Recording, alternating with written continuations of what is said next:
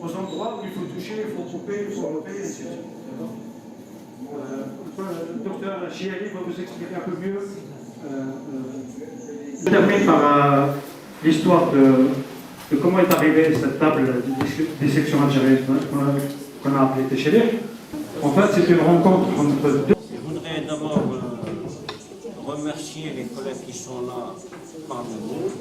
Je voudrais souhaiter la bienvenue à tous les collègues qui nous sont venus des établissements de médecine de la région Est. Et puis, surtout, je vais vous demander d'excuser mon évasion parce que je dois être dans la session qu'elle a prévue ce matin. Donc,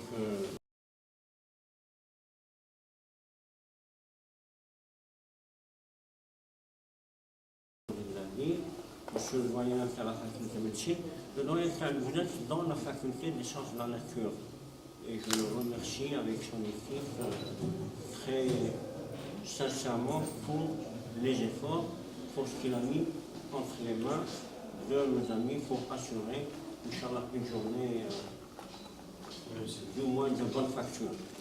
La journée sera certainement très riche.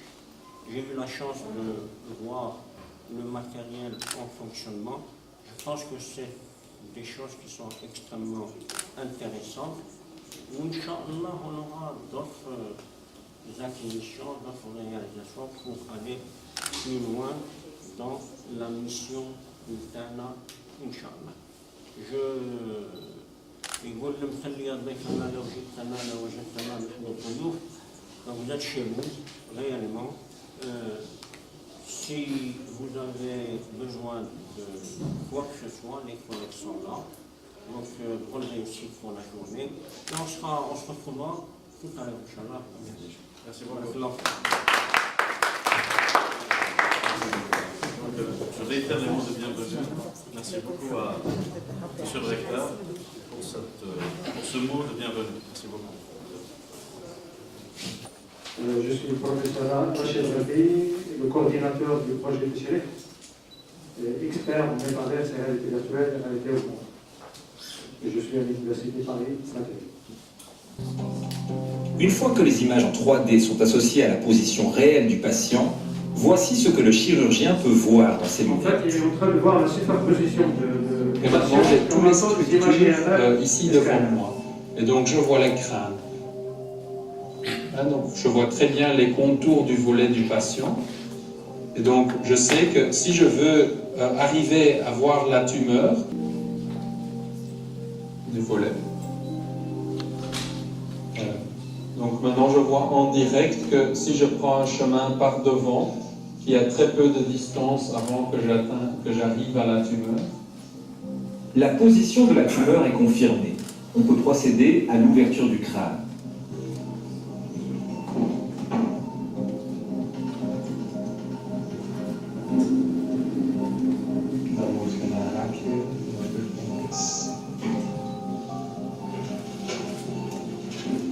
Le chirurgien est... Move. Bon, maintenant, je peux bien voir la localisation de la tumeur qui se trouve ici. Et donc, je peux voir que le volet qu'on avait déjà fait est effectivement au bon endroit et que la grosse veine dans les méninges se trouve juste à côté, donc on va faire attention à ça. La réalité virtuelle, on rajoute deux choses. D'abord, l'interaction. Vous avez vu, il interagit avec les objets. Et donc, il faut développer des systèmes informatiques qui puissent aussi donner la possibilité de cette interaction. Alors, l'interaction peut être gestuelle, et elle peut être aussi avec, vous avez vu, la parole. Donc, on peut agir, on peut dire déplacer cet objet-là ici, montrez-moi le cerveau, et ainsi de suite. Et puis aussi, la deuxième chose importante, c'est ce qu'on appelle l'immersion. On appelle une image, une remesse. C'est-à-dire qu'on va mettre la personne dans un environnement où il va se sentir comme s'il était sur place. Il y a deux lentilles, on va envoyer le même objet virtuel sur les deux écrans, les deux D'ailleurs, le jeune médecin, bon, c'est pas de la médecine, mais c'est la même chose, ce qu'on appelle le jumeau numérique d'une usine. Et on peut imaginer que ça, c'est une salle d'opération. Il est perdu un petit peu pour essayer de réparer une panne. Et donc, on va voir à gauche ici apparaître l'expert. Donc, qui fait, en fait, il est en train de faire ce qu'on appelle un acte chirurgical sur un enfant. Le crâne est ouvert. L'enfant a été endormi avant. On lui a ouvert le crâne. On l'a réveillé, ce qu'on appelle la chirurgie éveillée, vous savez. Et donc il est en train de piquer avec un truc électrique et poser des questions à l'enfant. Mes remerciements pour l'Université de Sétif, pour cet accueil, pour cette opportunité, cette chance de présenter ce travail, cet humble travail, cette humble réalisation. Alors, s'il y a bien un mot qui résume la journée d'aujourd'hui, je pense en arabe ou en français, c'est clair, c'est BA, c'est un écosystème. Il faut savoir que du stade d'anatomiste, je suis passé, à travers mon expérience sur l'imagerie, d'imageur, et je dirais maintenant de numéricien. Il faut numériser ce corps humain. Donc, l'anatomie humaine, ou Human ID, comme on l'a appelé au sein de cette entreprise, de cette start-up, anatomiste, c'est un jumeau numérique qui va s'appliquer à l'humain, à tout l'humain, à savoir l'humain vivant, et bien sûr au post-mortem. Parce qu'actuellement, je suis au niveau d'un service de médecine légale et d'éthique médicale, et qui dispose d'un plateau technique d'imagerie post-mortem, forensique. Mais est-ce qu'on a cette possibilité et ce choix et cette liberté d'envoyer nos données algériennes à l'étranger? Vous comprenez que là, premièrement, c'est interdit par la loi, et deuxièmement, il y a un risque majeur de souveraineté sur un point de vue médical et biologique. Si avant je présentais le jumeau numérique, maintenant je présente une équation. Une équation qui peut nous servir, à nous les anatomistes, les morphologistes, les histologistes de base de travail. On peut commencer sur cette équation et la développer. Quand on parle de jumeau numérique, on arrive à la simulation directement. Donc l'étudiant ne travaille plus dessus, il est immergé dans un environnement. C'est ça ce qu'on cherche en fait, de rendre un peu la dimension médicale à l'anatomie, qui est réellement le langage de la médecine. C'est comme ça que je vais définir. Bonjour tout le monde, merci d'abord à toutes et à tous, à nos invités, de vous être déplacés, de nous faire cet honneur de participer à cette formation. Donc, je commence par ça. Je remercie l'Université de Sétif 1 et de CRUEST de nous avoir accompagnés dans l'organisation de cet événement, de cette formation. Je commence par le commencement. Qu'est-ce que Tchelek? Tchelek n'est pas une entité physique ou morale. Ce n'est donc pas une entreprise. Tchelek, c'est plus une philosophie, à la limite. C'est l'idée que les Dr. Splash et que donc en collaborant, on peut aboutir à des fruits. Donc le projet ADEA, comme dans divers prédécesseurs, c'est le fruit de collaboration. C'est des idées qui ont mûri ensemble et c'est l'intervention de tous pour atteindre un objectif au départ, c'était la création de la table de dissection anatomique.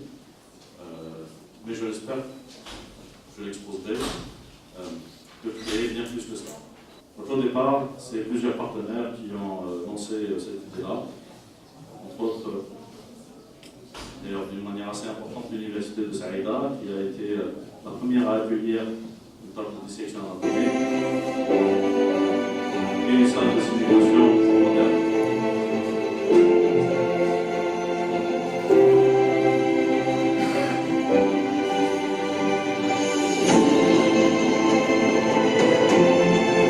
C'est l'opportunité pour nous tous d'essayer de voir ce qu'on peut obtenir et ce qu'on peut effectuer en collaboration avec d'autres pays, principalement, je l'espère, en Afrique.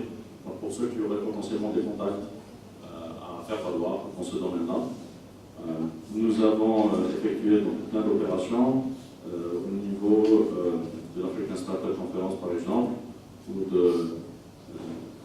l'IATF, International African Trade Fair, et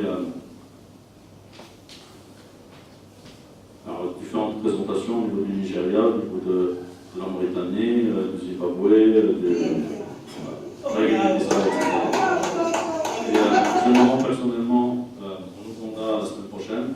Et l'idée, c'est essayer de voir quelles sont les collaborations qu'on peut obtenir entre les laboratoires d'anatomie de ces pays-là, avec les laboratoires d'anatomie algériens, essayer de créer ces liens et ces ponts.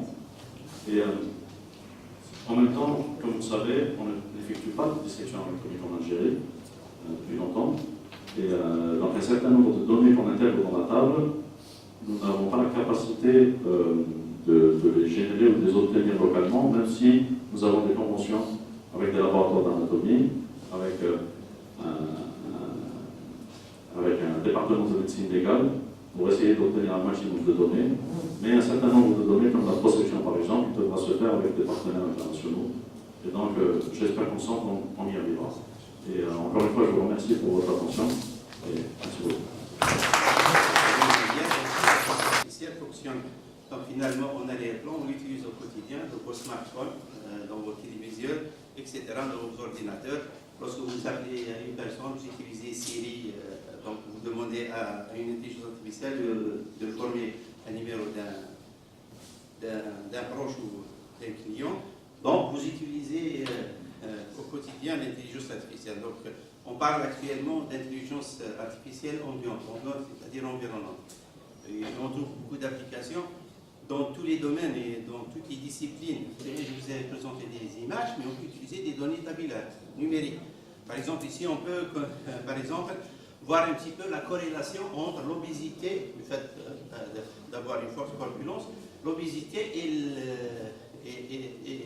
le diabète. Donc, on sait que ça n'a pas été prouvé, mais statistiquement, avec un apprentissage, je peux quand même découvrir une corrélation qui est assez importante. Par exemple, on peut conclure l'obésité favorise le diabète avec un pourcentage d'erreur de 23%. Bon, l'idée, c'est essayer d'opérer ce qu'on appelle un recalage avec des images IRM.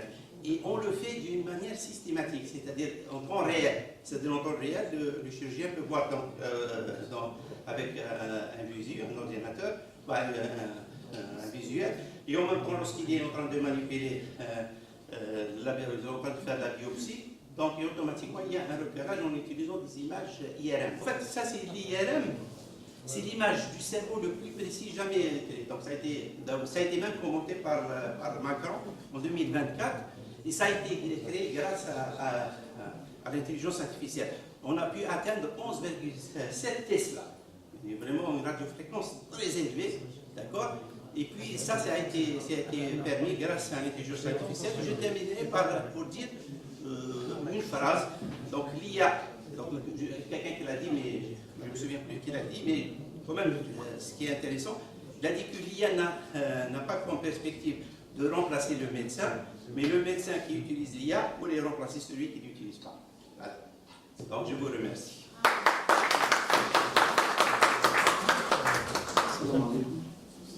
Je réitère mes remerciements à M. Barbé et toute son équipe. Et j'avais le plaisir de rencontrer d'excellents hommes d'État.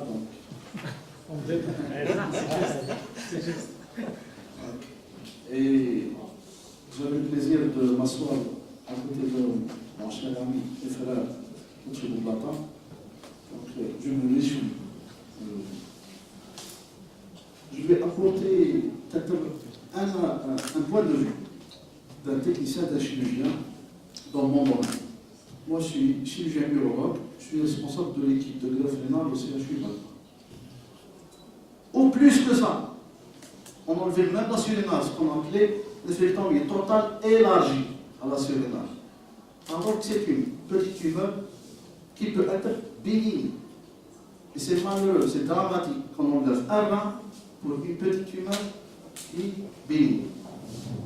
La modélisation 3D aide à distinguer les zones pathologiques et à évaluer la progression de ces tumeurs. Elle aide à faire un maillage tétrahydrique et généré à partir des images médicales, donc à partir d'un scanner, une IRM. Donc, on fait une simulation. On voit où est exactement la tumeur. Est-ce qu'on peut ne prélever que cette partie malade. C'est le point clé. Le processus comprend une acquisition d'images médicales, angioscan, IRM, tout. Donc une segmentation de ces images, une génération de maillage et simulation des contraintes mécaniques par éléments finis. Le greffon pédiatrique est reconstruit numériquement à partir de scans haute résolution. Les structures vasculaires sont simulées pour anticiper la perfusion et la tension tissulaire, parce que ça se retentira sur l'efficacité de cette greffe et la survie du greffon et du greffé. La méthode des éléments finis permet de calculer la distribution des contraintes et de simuler la réaction tissulaire du greffon pendant, mais surtout après l'implantation, parce que c'est un greffon qui doit survivre longtemps, surtout chez l'enfant. Des zones rouges indiquent des tensions élevées sur des anastomoses vasculaires. Donc il ne fallait pas mettre l'anastomose ici, il faut la mettre là, selon les pressions artérielles pour l'arrivée du sang artériel et le retour veineux. Sinon, on risque d'avoir une thrombose sur place. Les simulations permettent d'adapter la technique chirurgicale pour éviter les complications post-opératoires qui sont graves. Donc la simulation 3D, elle améliore la planification préopératoire. C'est une chirurgie réglée, c'est une stratégie opératoire. Réduit les risques chirurgicaux et facilite la formation des équipes médicales en greffe pédiatrique. Donc, je dirais enfin, la simulation 3D appliquée à la transplantation rénale pédiatrique sur donneur vivant représente une avancée majeure en chirurgie personnalisée et surtout pour l'apprentissage des équipes. Et je vous remercie. Donc c'est l'absence de contact réel, c'est la dépendance de la technologie, c'est les risques d'être superficiel. Il y a une grande différence sur quelqu'un qui est superficiel et quelqu'un qui simplifie la chose. Pour pouvoir simplifier la chose, il faut la maîtriser. Mais actuellement, on est en train de voir que les gens connaissent tout, mais d'une façon très superficielle, ils ne maîtrisent pas quelque chose. Et avant, lorsqu'on voit nos maîtres, donc c'est des gens qui sont arrivés à un point très très élevé des connaissances, donc ils ont simplifié le savoir, ils l'ont transmis d'une façon simple, et c'est pour ça on constate maintenant avec l'ère de la numérisation, il y a beaucoup d'inconvénients en matière de... Il y a un accès un peu partout à toutes les sciences, et d'une façon très très superficielle. On s'est tous basés en neurochirurgie sur Rotten, donc ses études sur la neuroanatomie, donc il est connu, donc il a fait beaucoup de choses en matière de neuroanatomie. Il a défini les différentes voies d'abord des lésions cérébrales et médulaires, et même en neuroradiologie, le professeur il a parlé de ça, donc c'est ça l'outil. On a besoin de l'intelligence artificielle sur une imagerie d'IRM. Lorsqu'on a un data important, on peut dire qu'il s'agit d'une sclérose en plaques, il s'agit d'un gliome, il s'agit surtout... Il y a des pathologies qui sont évidentes, un méningiome, un crânopharyngiome, un adénome de l'hypophyse. Mais en matière de gliome, ça pose un problème de diagnostic entre un gliome de bas grade, entre un gliome grade 3 ou bien un glioblastome. Donc elle aide énormément. Donc l'intelligence artificielle peut intervenir dans l'interprétation pour nous dire est-ce qu'il y a un reliquat moral, surtout pour les gens qui ne sont pas expérimentés. L'intelligence artificielle, elle est basée sur l'expérience des experts. En conclusion, qu'est-ce que je peux dire? Que l'enseignement classique garde une valeur irremplaçable. Que les technologies numériques ouvrent la voie à une anatomie plus interactive et plus accessible. On a accès. Que l'enjeu majeur est de former des médecins compétents et surtout humanistes. C'est très très important, parce que les gens qui ont affaire à la machine, ils l'oublient. Maintenant, on est en train de constater, les gens oublient qu'ils ont affaire à des êtres humains. Ils ne savent pas qu'avoir un enfant malade, c'est dramatique. Être malade, c'est un drame. Ils ne donnent pas le temps au malade, ils n'écoutent pas le malade, ils le voient comme « Ah, c'est une belle image, c'est une belle lésion à opérer ».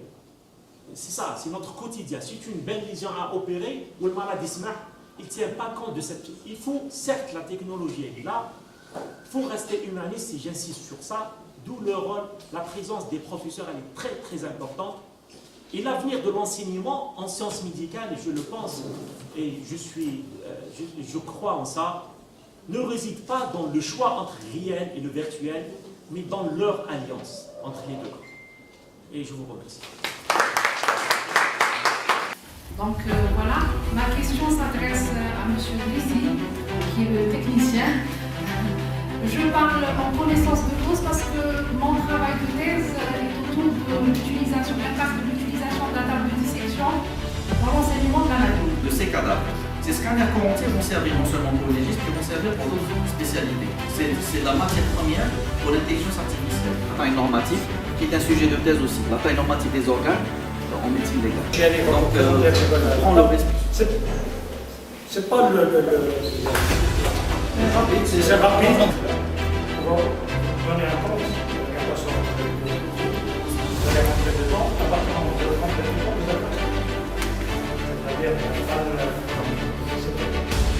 ça le code de l'âge, c'est Nina, comme tout le monde, dans les riches de l'écran.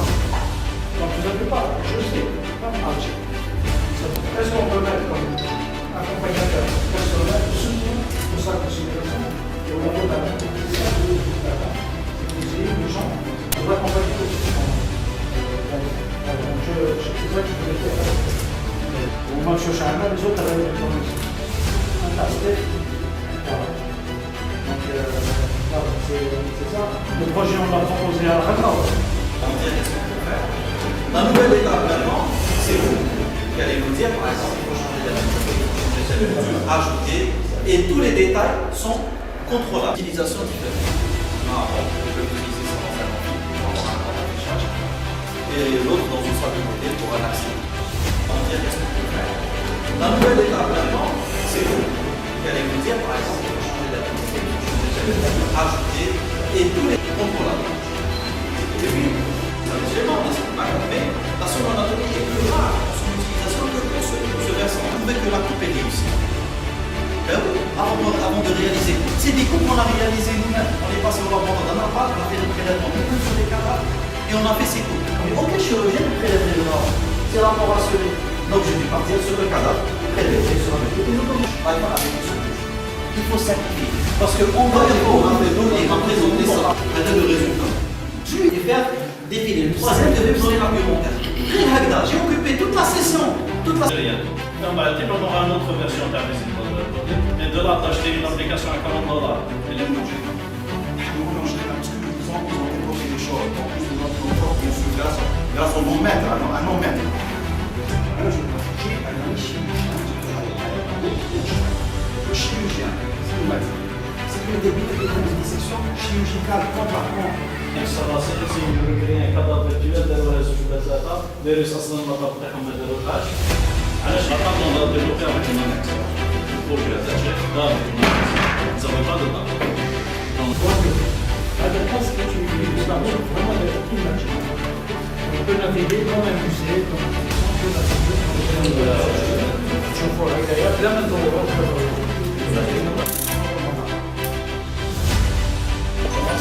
Vous voyez, il est en train de faire des mondes. En fait, le caméra en c'est une carte. C'est un modèle dynamique du genou, un modèle disséqué et dynamique sur un point de vue biomécanique.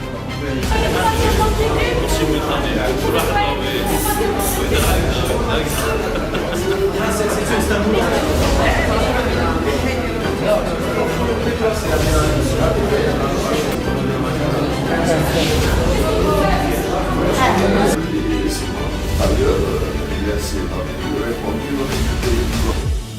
Avant la possibilité de gagner la pandémie, on parle de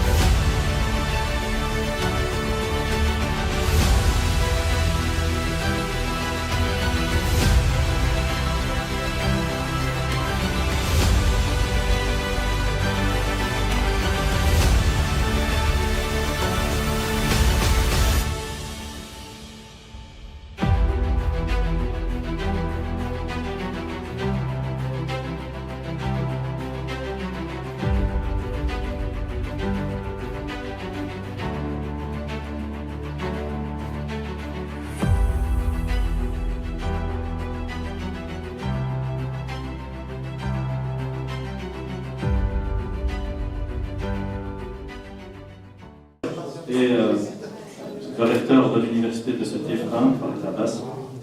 Et donc, à travers cette convention, nous convenons de collaborer ensemble dans l'amélioration, le développement des simulateurs, d'avoir des retours d'expérience, et ils auront accès à un certain nombre de technologies qui ne seront pas disponibles malheureusement partout. L'honneur que nous avons à nous engager dans ces conventions, c'est évidemment une garantie pour construire l'avenir ensemble. Maintenant, les gens de la famille qui se connaissaient entre eux, maintenant, ils vont constituer un réseau pour travailler plus ensemble. C'est bon.